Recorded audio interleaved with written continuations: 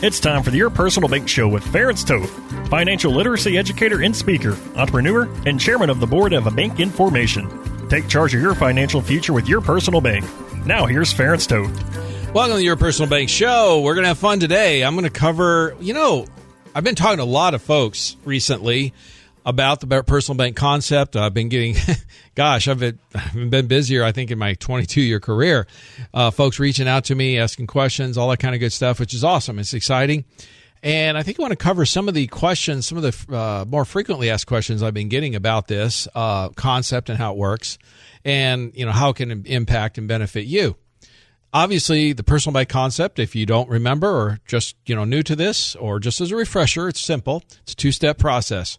First of all, we set up a high cash value insurance policy designed to grow cash on a tax-favored manner. So basically, money grows income tax-free, in the policy. So this is not the kind of policy that most people are familiar with. This is a tool that's often used by banks, corporate finance boards, wealthy individuals, family offices, things like that. So most people are not introduced to this. Most advisors, frankly, are not introduced to this tool. But again, it's designed to maximize cash growth. We have long-term dividend-paying companies are paying 6% today, 6% plus, have paid that over the last 25 years or longer. I'll show you the charts of all the top dividend-paying companies. This was put together by a third-party, independent organization, financial institution that looks at these for collateral purposes, lending against. And you'll know immediately, looking at this chart, which companies you want to work with. Okay, these are big name, A+ rated, tons of cash reserves. 100 years plus, never missing dividends. These are long-term dividend payers. So I talked about in the Tuesday show, if you're looking for a dividend, interest, or income earning asset, you really should look at this. These are long-term dividend paying companies. Some of them are paying 6% today still, and have announced they're going to pay that for the next 2 years. We know for a fact, and they have done doing that for the last 25 years, So these are strong dividend payers. The second step is we set up a bank line of credit. The collateral is the cash in the policy. So there's no cost, no fees for the loan. The interest rates on those are as low as 3%. So I make the statement all the time. If you're earning 6 and you're getting charged 3 when you access the funds, what's your money still doing for you? Well, it's still growing. So leave it there. The steady Eddie consistent option pays 6% plus these days. Still today, has long term. We have an index option that pays between 1 and 14%, has a 1% floor, 14% cap, 8.5% average annual return over the last 25 years. I can show you those charts. So if you want either of those, contact me at yourpersonalbank.com. I'll be happy to talk to you. We can set up a quick go-to-meeting if you like. I'll show you what I'm talking about, these actual charts, the actual results of what's happened. Forget what you've heard or what you've been told. I tell people this all the time. A lot of that information that's out there through financial advisors or media can be biased. Look at the numbers. Look at the facts. The facts are we have companies paying 6% plus and have for the last 25 years and longer, have never missed dividends for 100 years.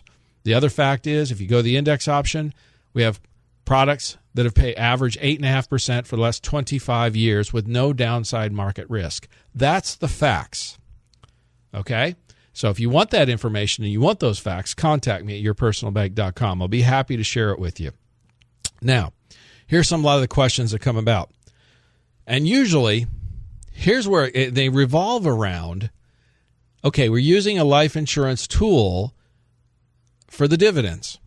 And most people, I find, have very little understanding of the different things that life insurance policies can do. What do I mean by that? The vast majority of people I talk to, overwhelmingly, think of life insurance as a death benefit protection tool exclusively or almost exclusively. Now, can it be used for that purpose? Of course. It does satisfy that purpose and do a good job there? Absolutely. It accomplishes that purpose. But it can be structured much differently. And one of the things I share with people all the time is think of a teeter-totter. You have cash on one side of the teeter-totter. You got death benefit on the other. The vast majority of policies that I see and that are out there are geared towards maximizing death benefit protection. So the death benefit protection side is very high. Example, it's common is people look for insurance. They're like, what's the least amount of money I can pay to get the maximum amount death benefit, right? Well, that's a death benefit protection tool. Now, irregardless of what type of insurance tool it is, there's about 5 different ones. Some have some cash, some don't. But if you're looking to, and all of them can maximize death benefit, they're going to have, some of them will have some cash or minimal cash. But again, they're not designed as an investment or an income tool. They're a death benefit protection tool. And sadly, I run into this constantly. Financial media, quote unquote, experts, financial advisors discount the capability of insurance being able to grow as an income tool because they're looking at policies that are frankly structured primarily to maximize death benefit. That's the reason. What most people don't understand, and I'm saying even most insurance agents don't understand, because I educate them all the time. I run into this all the time. Folks, I'm on the radio sharing this, and I get feedback and comments and people contacting me all the time saying, I had no idea. I've been in the insurance industry 20 years. I had no idea. I hear this every week, okay? I've been speaking around the country for the last 5-6 years on this topic, and I'll have 50, 100, 150 people in the room, investors for different investor conferences, and some of them in the room are financial advisors, insurance agents, attorneys, and everything else you can imagine. And they come to me and they say, I had no idea. Okay? This is just not commonly taught or shared. Again, why? I don't know all the reasons why. I do know it's more common in corporate finance boards, bank boards, family offices, high finance kind of things, those areas, no question. It's very common. And when I run into somebody who deals in those arenas, they're typically very familiar with this and use this as a tool, both with their business and personally. But when you get outside of those arenas, which are very specialized, and most financial advisors don't deal with that, they're just not aware of it. And I'm not saying that is a bad thing. It's just people are not aware of it. So that's why I'm on the radio. That's why Money Radio was excited about when I first started bringing this to the table. Like, this is information that needs to be shared because it's just not commonly known. And I completely agree. That's why I'm here. So again, just because you didn't hear about it or you're not familiar with it doesn't mean it's a bad thing. In fact, that's probably all the more reason probably want to learn more about it. Contact us at yourpersonalbank.com. We'll send you the information, or go to our website, or check out the previous show. You can listen to any of the previous shows. I've had guest speakers on here. I've had all kinds of different things educating people on this concept. Because remember, what is the key? You're earning interest on money, and typically in most cases you're earning more than what it costs you when you access it to use and spend the money. Folks, here's the part most of us miss when we're thinking about investments. Most people focus on the growth, the rate of return. But what about when you access the funds? At some point, you're going to want to use the money, right? Either to buy stuff, pay off bills, or invest in things, or, supplement income, right? What's the plan there? What's going to create the maximum amount of dollars in your pocket that you can actually use and spend? See, that's the key to understanding. It's a financial literacy key, by the way. It's a key to maximizing and changing one's financial future. It's not about how much is on a statement, what the number is on a statement. It's how much of those dollars can I actually use. And taxes and everything else comes into play with that. But so does positive arbitrage, which we'll talk about more in the next segment. So stay tuned. For more information on Your Personal Bank, feel free to contact Ference at yourpersonalbank.com. Back to the Your Personal Bank Show with Ference Toth. All right, we're talking about the Your Personal Bank concept, and sorry, I got off on a bit of a tangent. I promised I was going to talk about some of the frequently asked questions. So, again, I talked about the last segment why so many people are not familiar with this, including many financial advisors, in fact, most. It's an area of specialty, let's put it that way. Here's the thing. So some of the questions I get about is, okay, I understand. I set up an insurance policy. I'm maximizing cash growth. I get that. I'm minimizing death benefit. I'm doing the opposite of how most people use insurance. I understand I'm getting paid currently 6%, long-term history paying 6% or greater, 25 years plus, 100 years of never missing dividends, all that. So I'm looking at a strong dividend-paying product.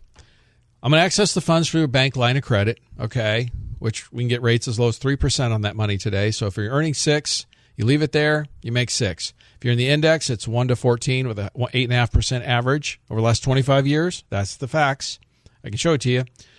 So if you're earning 6 or 8.5, whatever that may be, okay, you access it at 3, you're keeping the difference, right? You're still making money on the money you spent. That's the key difference, okay? Okay, that all sounds great. There's tax benefits. I mean, you can access the money, you grow the money tax-free, you can access it tax-free. In fact, if you use the monies for business purposes, the interest on the line of credit can be a tax deduction also. So think about it. You can grow money tax-free, access it tax-free, and get a deduction on top of it if you're using it for business purpose, okay? It's a pretty neat system. And it's all perfectly legal. We're not playing any games here. But, okay, that sounds all great, but because of my age or health or whatever, I'm not going to be able to qualify for life insurance. That's probably one of the number one things I get, or common misconceptions I get, particularly from my money radio listeners. And the reason I've come to the conclusion, the reason why I get that question probably more than any other is most of the folks that I've talked to at least, are still thinking of insurance from the traditional use of insurance. Like in my workshops, I share this all the time. I say, look, I'm going to kind of circumvent some of these questions for you, and hopefully I can do that here on the radio too. Look, if you've got questions that revolve around death benefit, I'm going to ask you a question first. My question to you is going to be simple. Are you wanting to maximize death benefit, or do you want to maximize cash growth and access? Well, invariably, the folks at the workshops and a lot of people listening here obviously want to maximize cash, growth, and access to their money and minimize taxes, okay? So then my response is simple. Then why are you asking me death benefit-related questions? See, it's a paradigm shift in thinking about what life insurance is as a financial tool. And that's what it is. It's a financial tool. That tool can be used in different ways. Yes, you can use it to maximize death benefit protection, and that's how most people use it. And there's nothing wrong with that if you have those needs. By all means, take care of those needs. But that's not the focus here of this show and what I'm talking to most people about. They want to maximize cash growth. They want to get that 6% steady dividend, or they want to get the index where they can make up to 14% a year or no less than 1, so make between 1 and 14 a year and get an historic 8.5% average over the last 25 years. They want those kinds of returns. And then they want to be able to access the funds right now at as low as 3%. So you're keeping the difference when you spend the money. So you're earning interest on money you spent. See, does that have anything to do with death benefit? No, none of those things do. Those are all about cash and cash growth and all those kinds of things. You see, if we're minimizing, because that's what we're doing. Again, think of a teeter-totter. You're putting cash on one side, death benefit on the other. Most insurance policies, you have limited or no cash, term has none, and you're maximizing death benefit. What's the risk to an insurance company when you have $1 million death benefit policy? Well, you get hit by an ice cream truck, they got to stroke $1 million check to somebody, right? Is there any risk involved with that? Is there costs involved with that? Of course there are. But if we take the teeter-totter and we do it the opposite, we maximize the cash and we minimize the death benefit. And folks, we're dropping the death benefit down anywhere from 60 to 90% typically in most cases. Well, what's happening? Right off the bat, we're minimizing the liability of the insurance company. We're minimizing the cost of insurance, all of that. So that becomes a very minimal point, frankly, because we're dramatically reducing the amount of insurance compared to the dollars invested, and we're dramatically reducing the cost of insurance as a result, aren't we? I had a great example of a client not too long ago. He was looking at this. He was comparing this. He talked to his financial advisor. He was interested, wanted to maximize cash growth. He liked the liquidity, access to the money. He liked the tax benefits. we set it up where he was literally 90% liquid the funds were day one, 90% liquid, which meant we pushed the death benefit down 90%. And by the way, how do insurance agents get paid? That's the other one we get. How much you get paid? Well, if you push the 90%, you push the death benefit down 90%, we just pushed our commission down 90% on top of it, or what we get paid. See, folks, this is the thing you understand. You can only cut a pie so many ways, right? The insurance company, when they set up one of these contracts, there's only going to be a certain amount of death benefit, a certain amount of cash, and a certain amount of fee or commission or whatever to the advisor or the agent, right? Well, if we're maximizing cash is cash. There's not much in the way of compensation for cash, okay? The compensation comes as a result of the death benefit. So in this case, we had reduced the death benefit by literally 90%. It was 90% cash, day one. So his advisor, which immediately told me he had no idea had no comprehension of this concept, wanted him to ask me a couple of questions. First of all, how much was I getting paid? And he was trying to say that I was getting paid a bunch, there's a bunch of commissions and stuff. And I explained to the client that we're reducing the death benefit by 90%, therefore reducing my commission 90%. And he understood that. It made sense. He goes, I see your point. I'm getting paid a lot less on this. But it makes sense because you're getting a lot more cash, and you can grow this cash at 6%. You can access it at 3% and keep the difference. And then I made a statement. I said, and he said something, and I said, well, ask your advisor if he'd be willing to take a discount. And he just laughed. He said he never would do that. And I said, then why are you attacking? Or it was an attacking kind of question, a challenging kind of question, right? He was trying to discourage the client from doing this. For who knows what we can obviously surmise what many of the reasons were, but the reality was he was trying to make it look bad in some way, and trying to attack me for saying I get paid a lot or whatever. When the reality is I was cutting my commission by 90% because we cut the death benefit by 90%, and we maximized the cash value by 90% to the client, which was all we did it all because it's good for the client. Now, I've had challenges in that with advisors and agents I've worked with who used to work with me in our agency, and them even saying they weren't willing to take that kind of pay cut. And what I say is, look, if you take care of the client, if you maximize the cash to the client, you're maximizing their growth, access to their money, all those kinds of things. You're doing the best for the thing for the client. There's limits on how much we can do. There's something called the Modified Endowment Contract, or MEC rule. It's a tax rule that's been around since the 1980s. We push it up to the limits, and the limits are very wide, as I pointed out, up to 90%. Here's what I've found. I've been doing this for years. I have many, many, many more clients than most folks. Yes, make less per client, but make more overall, quite a bit more than most agents. I'm one of the top producers in the country in these kind of things with whichever company I work with. And I get more referrals than anybody ever can imagine. And the reason why is very simple. Take care of the client. They're happy. They're going to take care of you. That's what I teach my agents. So stay tuned. In the next segment, I'm going to talk about some of the other questions that come about on the personal bank concept and answer those for you. Stay tuned. For more information on Your Personal Bank, feel free to contact Ference at yourpersonalbank.com. Back to the Your Personal Bank Show with Ference Toth. Welcome back to Your Personal Bank Show. So we've been talking about some of the questions that get asked about the personal bank concept, and most of them revolve around the insurance side of things. Because remember, we're setting up an insurance contract to maximize cash growth. We got companies that are paying 6% plus, have so every year for the last 25 years, pretty much. Never missed dividends since before the Civil War, literally. So these are long-term, strong, dividend-paying companies. So if you're looking for dividends, interest, guaranteed income, those kinds of things, you really want to look into this because that's a strong rate, particularly today. We have index options that can get you higher than that, 1 to 14% on S&P 500, 8.5% average over the last 25 years. Solid returns without downside market risk, okay? So you can get a good rate of return on your money. with guarantees, with tax benefits. Then we can access them through a bank line of credit, loan rates as low as 3%. So if you're earning 6, for example, and you access the funds at 3, what's your money still doing? Even though you spent it, well, it's still growing. Okay, that's the bank concept, personal bank concept in a nutshell.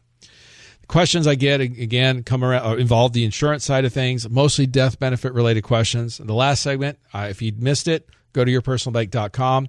Talked about, like what's the cost of insurance and things like that. And as I pointed out, if we're minimizing the death benefit by 60 to 90% in most cases, therefore we're minimizing the cost of insurance and the fees and all that kind of stuff. So this gets to be very competitive, very low cost is my point, okay?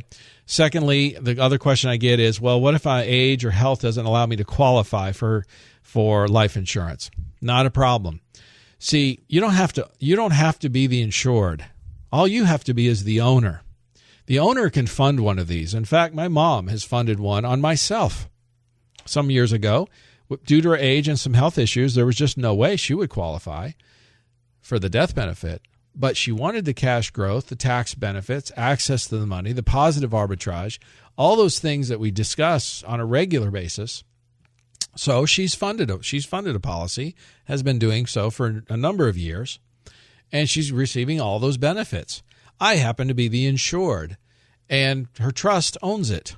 Okay, so you can set up as you or your trust owning this, and this is also, we call it many times, a family legacy. See, one of the best ways to pass assets on from one generation to another is through life insurance because of the tax benefits. You can pass on a significant amount of assets tax-free through insurance. No one will argue with that point. It's one of the most efficient ways to pass on assets to the next generation. Well, one of the things I say to parents and grandparents, particularly grandparents a lot, is, have you thought about charitable giving?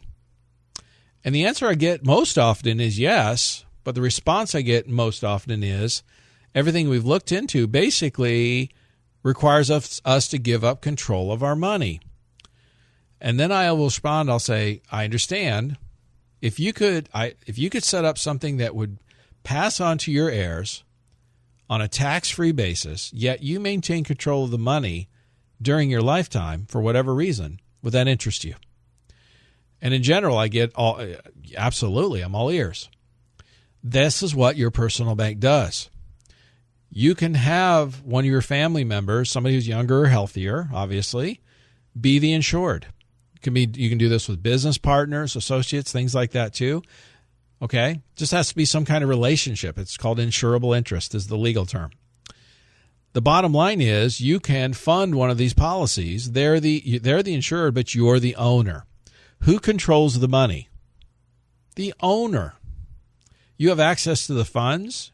They can grow the money. You can grow it tax favored. You can access it through the bank line of credit. You can get the positive arbitrage, everything we talk about. But then once you're gone, this passes on, typically through a trust, to the next generation, which they can then take over on a tax-free basis. They can take over, continue to benefit from the tax-free growth, access to the money, and the positive arbitrage. Folks, you want to talk about compounding? How about compounding money over your kid's lifetime? You see, you're going to get the benefit of it if we call you the founding generation. If you're the founder, you're going to get the benefits of the money growing and the tax benefits and everything and the positive arbitrage. But why not pass it on to the next generation and allow them the same benefit of all the dollars you contributed to it in your lifetime plus what they add to it over their lifetime? When you start getting into multiple decades of compound interest, this becomes one of the absolute best financial tools known to man. I just did a case a week or two ago for a couple who put on one of these on their 1-year-old daughter. See, folks, this is what this is a tool that's commonly used by wealthy families, by the way. It's very wise. The life expectancy for their daughter right now is about 85 years. That's the average life expectancy for somebody. Sometimes you see late 70s, but once somebody's an adult, it's like 84 for men, 86 for women.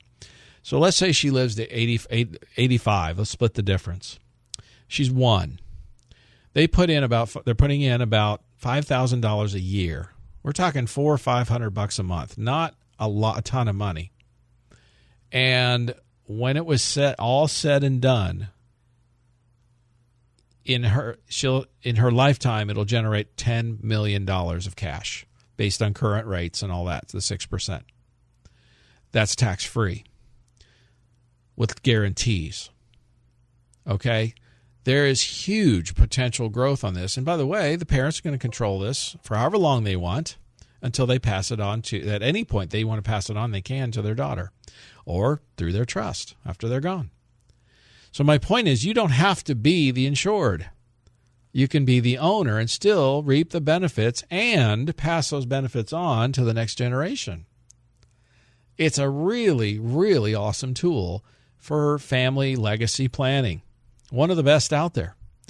There's articles we posted. We talked about in this previous shows, and it's posted on our website, yourpersonalbank.com, from folks as like Ed Slott, who the Wall Street Journal, he's a CPA, and the Wall Street Journal calls the number one expert on IRAs in the United States.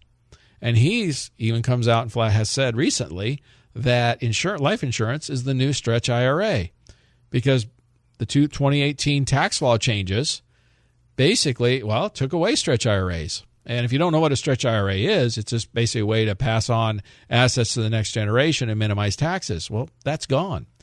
So he's saying, look, the way to do it now is use life insurance. A whole article on that. I've seen other articles which talk about the wealthy should be purchasing a lot of life insurance, and many are, by the way. If you want to pass on wealth to the next generation, this is a tool you really, really need to look into. Now, again, most people look at it as an expense. If we structure it like the personal bank concept, we can minimize that expense. We can still pass on a significant amount of wealth to the next generation, and we can give you access to your money while you're living and benefit on it too. There's nothing saying you have to do strictly death benefit structured policies. Okay? You may want to. We can look at it both ways. I'll show you the difference. It's eye-opening. So my point is, the question I get all the time from folks, particularly from money radio listeners, are those two, is, the fees and such like that. Again, by minimizing the death benefit and maximizing the cash, we minimize the fees and costs. The second most common one I get is, I'm too. By the way, a lot of people think, I'm too old. I'm in my 60s or whatever. In my world, that's not considered old. Okay, really, these tools work really well up to at least age 70. By the way. Okay, without any issue whatsoever. The numbers, a perfect example, I had a 67-year-old just a week or two ago looking at funding one of these policies. He liked the idea of diversification. He liked the idea of growing his money tax-free, having access to it through the bank line, getting positive arbitrage, all of those things. Okay, he liked the idea of passing on to the next generation. His kids were both early 30s, late 20s, early 30s. I said, but I'm 67. I'm too old for life. And that's what he made the statement. I'm too old to qualify. Well, it turns out he's healthy. And we ran the numbers on him. And by the way, the numbers worked out really well. The cash numbers worked out very well for him. We also ran them on his kids to compare. The results were surprising. Stay tuned in the next segment, and I'll share with you exactly what they were and what happened.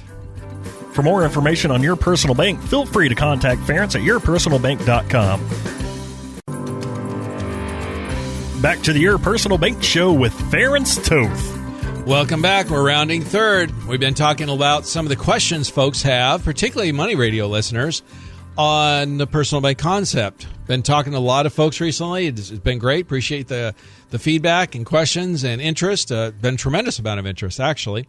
Contact us at yourpersonalbank.com if you want more information. I'll be happy to talk to you. We can set up a go-to-meeting if you'd like. I can share with you very quickly how this works, how you can earn 6% dividends or from long-term dividend-paying companies, or index where your floor is 1%, your cap is 14, with an 8.5% average return of the last 25 years. So we have the numbers, everything to show you, third-party stuff, all of it. And my point is simple. You can grow your money safely without downside risk. But more importantly, whether it's the steady 6% or the 1 to 14 with an 8.5% average on the S&P, or either one of those, and I should say, access it with as low as 3% when you access the funds, which means you pick up the difference. So if you're earning 6 and you're getting charged 3, you're still making 3% money on money you spent.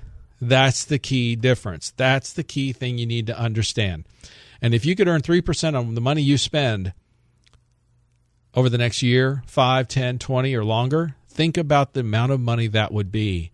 The difference of how much more money you'd have in your pocket versus just going out the door and disappearing forever.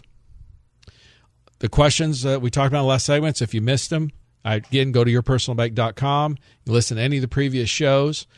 I'd encourage you to do that.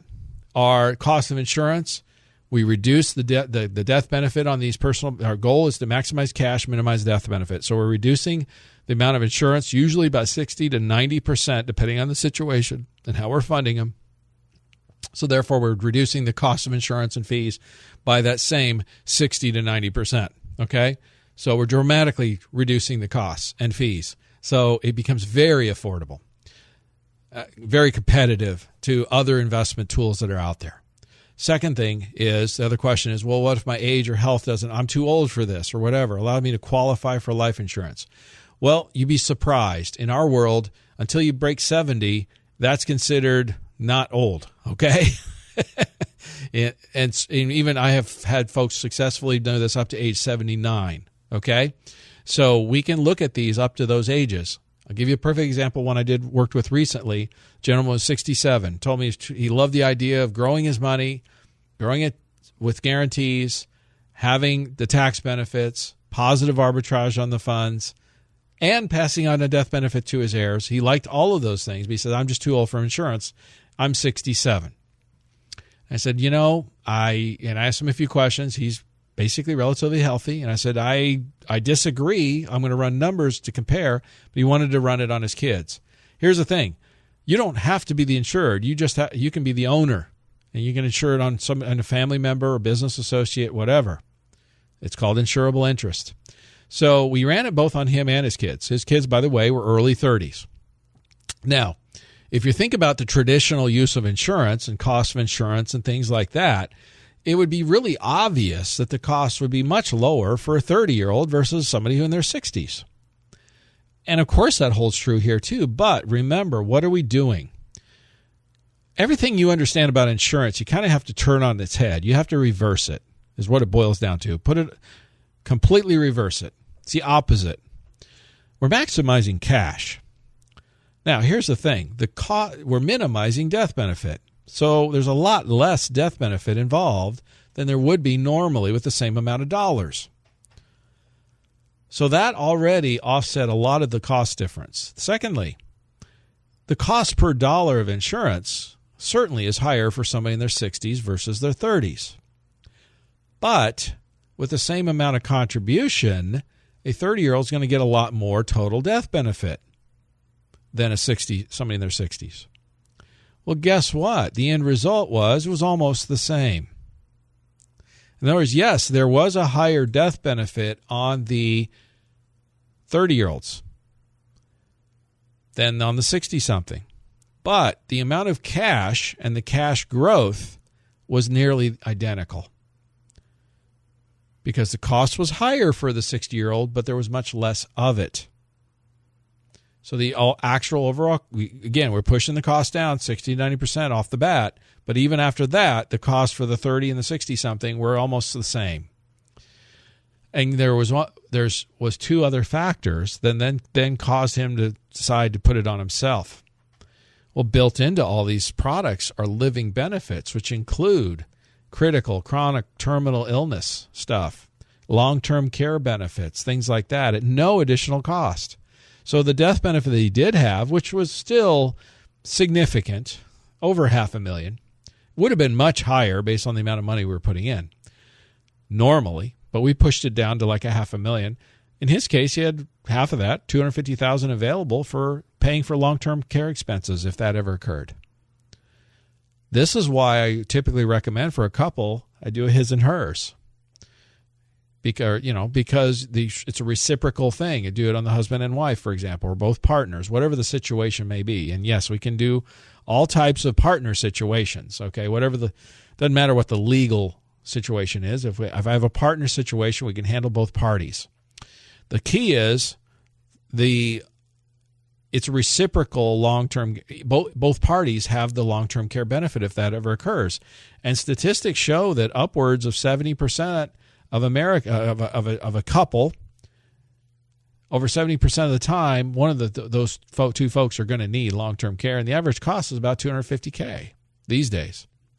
So it's a very significant expense that can really detrimentally affect someone's retirement. And we can basically take that off the table, that risk, because it's built into these personal bank policies, these personal bank tools, at no additional cost. So we just took that off the table. So now, and this gentleman was married, so now we set it up where him and his wife have critical, chronic, terminal illness benefits, living benefits. If they end up in a situation with a major medical situation or terminal or long-term care or whatever, they're going to have money available for it to pay for it, which is powerful, and not have to pay extra dollars out of pocket for like long-term care insurance and things like that. Secondly, by putting a policy on each of them, even though we're minimizing the death benefit, we're pushing them down on purpose, there still is one.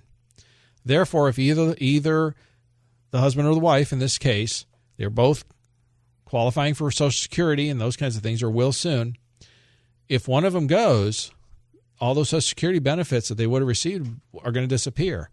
That death benefit can offset that loss of income, that loss of Social Security income. So that was powerful. So when we put in those factors, those outweighed the small difference in cash value growth there was between the 30-year-old kids and the mid-60-year-old, 60-plus parents. So my point is, don't discount just because you're in your 60s or 70 even that this doesn't make sense for you. You might be very well surprised. And what I would really recommend you do, and even if you don't, that's fine. We can look at putting this on a family member or some associate of yours, business associate, whatever. And you can own it and get pretty much most all the benefits. The key is contact us at yourpersonalbank.com. You'll get to talk to me. I'll be happy to discuss with you how this works for you. Share with you how it works. I'll answer your questions, educate you. And the goal is simple, to show you how this can truly enhance your financial future. Listen Tuesday at noon and Thursdays at 1 for more information on Your Personal Bank. Contact Ference at yourpersonalbank.com. This show is designed to provide accurate and authoritative information. The presenter and guest on this program do not engage in legal, accounting, or tax advice. Professional advice regarding your situation should be sought if required. Products and riders may have limitations and may not be available in all states. Excessive unpaid loans may affect performance. Distributions may become taxable if not managed properly. Replacements may not be suitable for everyone. There may be charges when replacing coverage. Compare when considering a replacement. Dividend rates and baseline of credit rates may charge. Contact yourpersonalbank.com for current rates.